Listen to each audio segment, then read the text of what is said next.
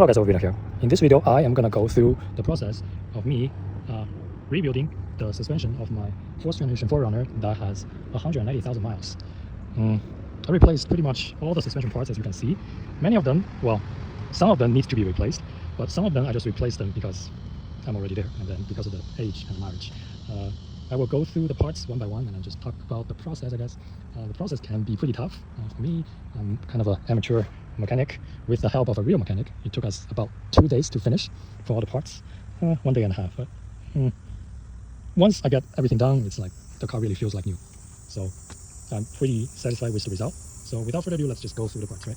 Let's just see what we have real quick. The front struts with the 3-bar end links, rear struts, 3-bar end links for the rears, nuts and bolts, the bolts and nuts for the alignments, lower control arms, upper control arm bolts, inner and outer tie rods. Yeah, so that's about it. Yeah, let's go through them one by one. As you can see, the struts, the original struts that has 190,000 miles, it has absolutely no leak, right? It's bone dry, and then the bushings at the bottom is at a decent shape as well, and it has no rust because I'm in Texas, or the vehicle has been in Texas, so it's lucky me. But still, no leak. Doing the disassemble process, I kind of broke the top part for one of the struts, but other than that, there's a little crack here, but I mainly changed them because of the mileage. 190,000 miles. Think about that. Tie rods, no, 3-bar endings. There's some tears, right? Over here, and also over here, the grease is leaking out, and it is always recommended, but for this one it's pretty good. It is always recommended to at least take a look at the 3-bar endings while changing the shafts or struts, because some of the endings are actually part of the struts. So when changing them, most of the time, if you don't do it yourself, you only need to pay for the parts rather than the labor and then do it again. So it's always recommended to change them, especially if they have never been changed. And for me, they're bad, so I have been changed. And then the parts, the struts, I changed them with the aftermarket parts. I think the brand of it is called More, M-O-R-E, something like that. Oh, come on. Okay, I'm gonna talk a little louder. But for the 3-bar end links, I used OEM. Let's see if we can see in the vehicle. It's pretty dark right now. Yeah, so those are aftermarket ones, and 3-bar end links. Too dark, we cannot see them anymore, but it's okay. Right, so one thing I want to mention though, because this is aftermarket parts, it actually create a positive camber in the alignment. That is a little bit more than ideal by about 0.3, 0.4 degree, but it's not the worst, and usually if it's like within 0.5 degrees, the alignment is still acceptable, but maybe anything bigger than that, I will have to, return the struts. Right? Yeah, it's pretty good reviews online, so we'll just stick with it for now. Struts for the rear.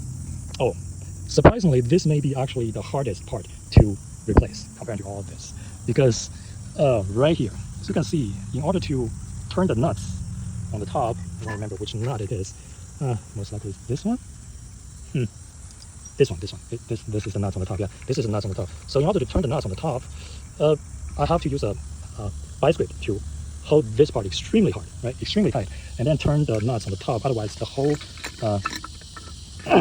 shot is just gonna turn. However, I didn't know that. So doing the first few turns, I just didn't grab it hard enough. So just spinning, and then once it starts spinning, it will be extremely hard to hold tight to them anymore. So I had to, call for help, and then basically we had to use a torch on the top, and after that, it just comes out really easy. Yeah, and then for the next one, it didn't really took me that much effort because I knew that I had to bite in really hard for the first time. But regardless, the original shots from Toyota, bone dry again, pretty good shape. Bushings are still fairly decent, and yeah, we just changed them because of the mileage and the year. Right, one of the 3-bar endings is the boots is teared. The other one is in decent shape, a little bit of rust, but in Texas we don't destroy our cars during the winter. As you can see, those are like new ones in the back. Talking about the back, I didn't know that. Well, now I know. I didn't know that the for this 4th generation 4Runner and for some Tacomas, the 4-wheel alignment is not applicable because the backside is pretty much stable. So I could only do a front end alignment. Just something that I learned. Moving along, cam bolts. All the bolts for the alignments, most of them are in pretty decent shape. Even for the one that is rusted, the overall structure is still very solid. And I could most likely still use them. As you can see that I marked the plate to try to make them as aligned to the original as possible, and also use the seatbelt to wrap around the steering wheel so that the steering wheel doesn't turn. But still, I still have a pretty bad alignment. I had to drive to the shop with the steering wheel kind of like turned 30 degrees in order to make it straight. But I made it alive.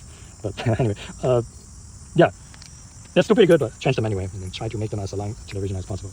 Oh, I didn't know they are like super expensive. The OEM parts, like one piece of them can cost me like $40. I'm like, okay, change them anyway. That's almost 20 years.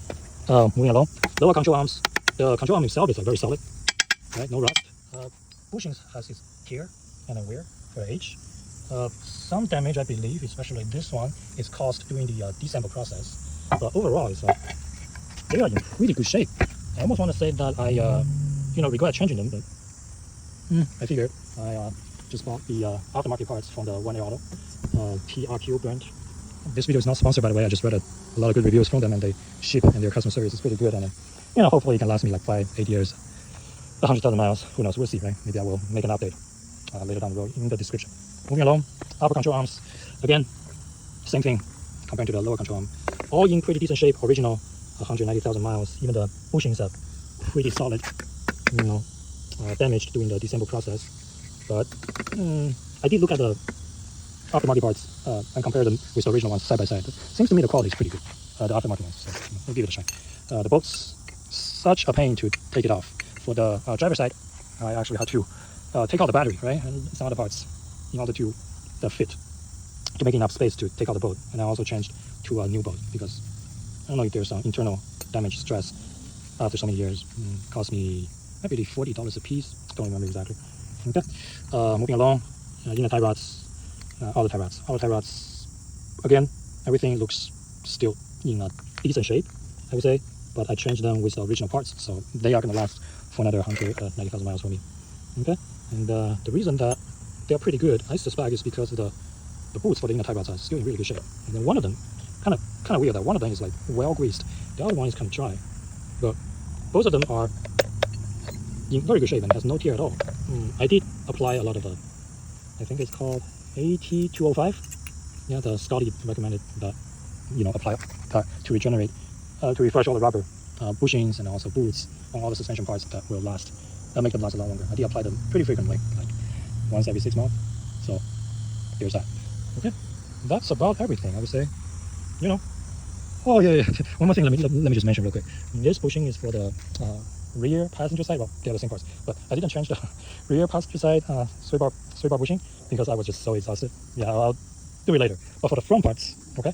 So before I started this whole project, I already changed the front both sway bar bushings, and according to Car Care Nuts, who is a master technician of Toyota, he has a pretty good, very informative YouTube channel. According to him, for this particular vehicle, if going through bumps and if there's a squeaky noise, oftentimes changing the sway bar bushing is enough, front sway bar bushings. So I did that, and then I also looked online and I found a torque spec for it. Talking about torque spec, let me see if I can find the manual for my torque spec. Yeah, so I torqued them up, I changed them, and the squeaky noise went away. However, I didn't torque them all the way extremely tight to the sway bar. Okay, I didn't torque them extremely tight to the sway bar based on the torque spec. But the mechanic that I brought the car to, he's like, you have to torque it extremely tight. And after him torquing it really tight, the squeaky noise kind of comes back. So based on that, I'm thinking that a loosely attached, well, not loosely, but not extremely tight sway bar bushings can absorb some of the bumpiness, unevenness of the road. So I'm actually going to have to untighten the bolts a little bit once I get a chance, maybe just later tonight. But yeah, get a manual and get all the torque spec to do the job is, I would say, is extremely important. Otherwise, you're just going to have to rely on the feel of the mechanic, which is, not that reliable if I want the suspension parts to last for 5, 8, even 10 years and not to revisit the repair. Yeah. So apologize for the long rant. If you have any comments, questions, feel free, and yeah, I'll see you next time. This is OverBidden signing off.